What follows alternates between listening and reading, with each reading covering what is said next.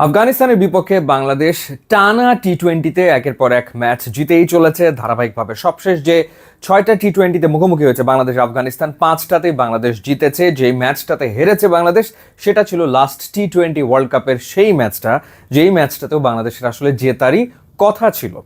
তো বাংলাদেশ পরপর সিরিজ জিতেছে 4টা। শ্রীলঙ্কার মাটিতে শ্রীলঙ্কার বিপক্ষে টি-20 সিরিজ জিতেছে, এরপর দেশের মাটিতে পাকিস্তানের বিপক্ষে সিরিজ জিতেছে, নেদারল্যান্ডসের বিপক্ষে সিরিজ জিতেছে, এবার আফগানিস্তানের বিপক্ষে টি-20 সিরিজ জিতল শারজাতে।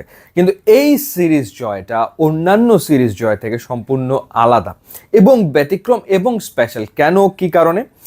এশিয়া কাপের আগে দুই দলের যে হেড টু হেড ছিল সেখানে এগিয়ে ছিল আফগানিস্তান, তারা জিতেছিল 7টা ম্যাচ, বাংলাদেশ জিতেছিল 5টা ম্যাচ, এবং সেই 5টা ম্যাচের 5টাই বাংলাদেশ জিতেছিল দেশের মাটিতে, অর্থাৎ দেশের গণ্ডি পেরিয়ে কখনো বাংলাদেশ আফগানিস্তানকে হারাতে পারেনি। এরকম একটা অবস্থায় এশিয়া কাপে বাংলাদেশ হারালো আফগানিস্তানকে। এরপরে যে সিরিজটা বাংলাদেশ জিতলো, শারজাতে 2 ম্যাচ জিতলো। কন্ডিশন বিবেচনায় এই সিরিজ জয়টা স্পেশাল, কারণ শারজাতে বাংলাদেশ এর আগে 6টা টি-20 ম্যাচ খেলে জিতেছিল মাত্র একটাতে, 6 ম্যাচের একটাতে সংযুক্ত আরব আমিরাতের বিপক্ষে। শারজার কন্ডিশন বাংলাদেশকে আসলে স্যুট করছিল না, পরিসংখ্যান অন্তত তাই বলে। পক্ষান্তরে শারজা হচ্ছে আফগানিস্তানের একেবারে হোম ভেন্যু বলা যায়, কারণ এইখানে তারা এই সিরিজের আগে 30টা টি-20 ম্যাচ খেলে জিতেছে 20টাতেই। সুতরাং তাদের উইনিং পার্সেন্টেজ এখানে অনেক হাই। এখানকার কন্ডিশন, এখানকার উইকেট, হাওয়া বাতাস সবকিছু নাবির, রাশিদ, ওমারজাই সবার একেবারে মুখস্থ। তো সেই কারণেই এই জয় এত স্পেশাল। তারপর দলের যে অবস্থা ছিল, অর্থাৎ captain Liton Kumar Das regular captain, তিনি ইনজুরির কারণে নাই। এরপরে তাওহিদ হৃদয় অসুস্থতার কারণে প্রথম দুটো টি-20 খেলতে পারেনি, যার ফলে বাংলাদেশের ব্যাটিং অর্ডারটা হয়ে গেছে একেবারে ভঙ্গুর। মিডল অর্ডার বলে কোনো কিছু নাই, যা করার ওপেনাররা করছেন। এবং সবশেষ যে 10টা টি-20 ম্যাচ খেলেছে বাংলাদেশ, সেই 10টা টি-20 ম্যাচের ভেতরে 7টা 50 করেছে বাংলাদেশের ওপেনাররা। তানজিদ তামিমের 50 3টা, পারভেজ হোসেন ইমন 50 করেছেন 2টা, এশিয়া কাপে সাইফ হাসান 2টা 50 করেছেন।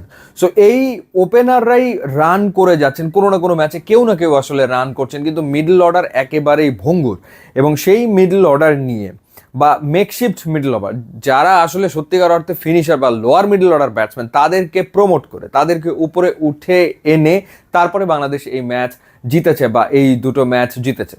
এবং অবশ্যই আলাদা করে বলতে হয় বোলারদের কথা, কারণ বোলাররা তো যে কোনো কন্ডিশনে ভালো বল করছে। শ্রীলঙ্কার বিপক্ষেও ভালো বল করেছে, নেদারল্যান্ডস পাকিস্তানের বিপক্ষেও ভালো বল করেছে, এশিয়া কাপেও খারাপ করেনি। এবং আফগানিস্তানের বিপক্ষেও বাংলাদেশের যে বোলিং ইউনিট, যেখানে ভেরিয়েশন আছে, মুস্তাফিজ, তাসকিন, শরীফ, সাইফুদ্দিন কিংবা নাসুম, শেখ মেহেদি, তারা আসলে ভালো বল করছেন। ইউনিট হিসাবে দুর্দান্ত বাংলাদেশের বোলিং ইউনিট।